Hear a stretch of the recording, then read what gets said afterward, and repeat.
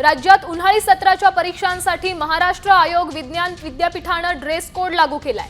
मागच्या परीक्षेत paper leak झाल्यानंतर विद्यापीठ व्यवस्थापनाने नवीन शक्कल लढवली आहे। विद्यार्थी आणि विद्यार्थिनींचा पोशाख हा निश्चित करण्यात आलाय। पुरुष विद्यार्थ्यांना अर्ध्या बाहीचे फिकट रंगाचे लहान बटन असलेले शर्ट किंवा टी शर्ट आणि पॅन्ट ही बंधनकारक आहे।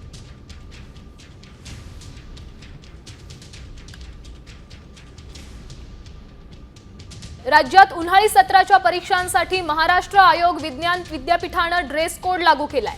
मागच्या परीक्षेत पेपर लीक झाल्यानंतर विद्यापीठ व्यवस्थापनाने नवीन शक्कल लढवली आहे। विद्यार्थी आणि विद्यार्थिनींचा पोशाख हा निश्चित करण्यात आलाय।